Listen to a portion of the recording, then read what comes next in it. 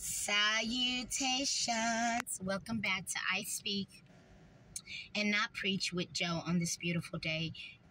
We're also here to provide insight and inspiration. We shall begin today by bowing our heads in prayer. Oh, holy God, holy Mother, everlasting God, thank you that you have plans for me that are for my good and for your glory.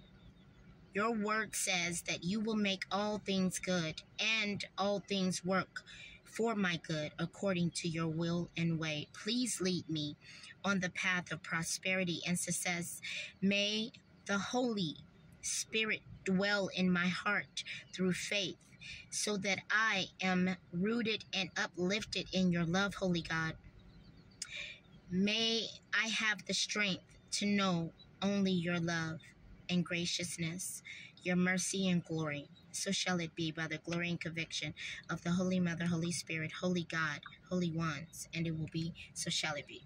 Okay, today's good word and tokens are Proverbs chapter 25, verse 17, which says, "Let your foot be seldom in your neighbor's house, lest he have his fill of you and or to hate you."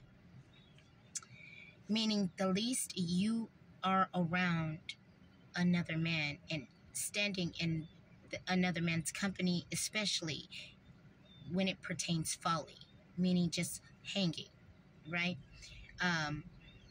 It gives that man no time to envy you and hate you and or be jealous of you and or your accomplishments or anything, for if you are not accompanying the man, if you're not in his company.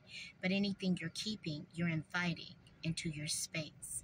So the least you put your foot in another man's house and allow another man to have foot in yours, the least you must worry about, or the less you'll worry about someone else's envy, jealousy, and or hate, or wishes of demise towards you. Believe what I'm saying. So the only foot you really want in your house at all times is good God's, because for God is a blessing. Remember, the reason the world is destroyed is not for God's hand, but from our own. So the least you're around a man based on folly, especially just hanging out and ain't got no purpose, yeah, it's a problem. It's a problem. It opens a door to allow a man to harm you. Betrayal doesn't happen from people you know. Betrayal is caused by people you do. Okay? Second was Galatians chapter 6, verse 5, and it says, "For each will have to bear his own load." Well, that's only accurate and only solidified and justified and required. For a mother is bearing a load against a resistance instead of people offering her assistance. They're taking, fracking, drilling all day long, then having the audacious behaviors to lay roots upon her and her people and her children. I don't know why you think that it's fair for someone to hold the weight of ugly, and you don't even want to hold your own weight because it's ugly. You don't want to even hold your own responsibility of the deeds you have done and the things you have plotted and still plan to do. You're still trying to find a scapegoat. So why do you think it's okay for someone to bear your load but not you? Well, welcome to a time where you will bear your cross. These are the times.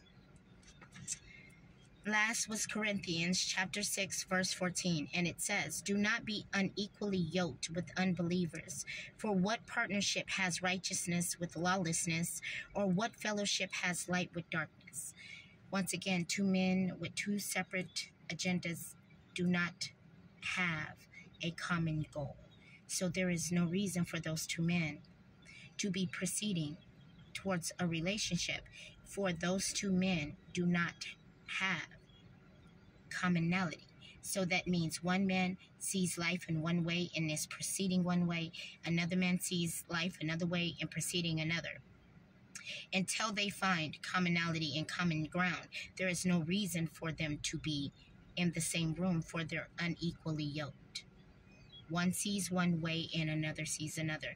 So a man, as they say, a meeting of the minds is usually done so that you can gauge and interact to see if there is effectively common ground between the two people, because two sharp minds only sharpen each other. They only one, as God says, steel sharpens steel.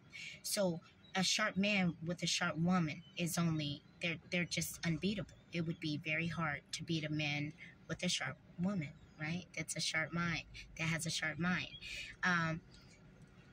And that's just because they're equally yoked. They're meant to be that.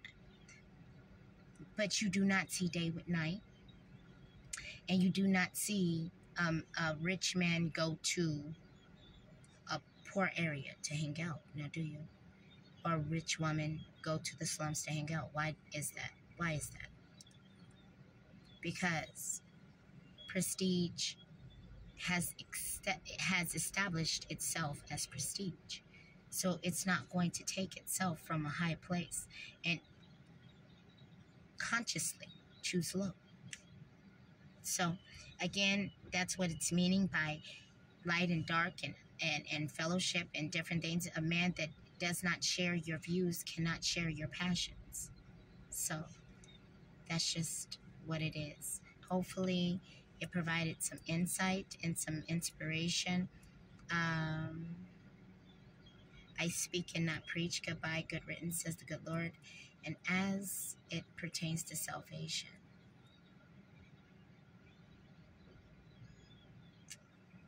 just leave it there.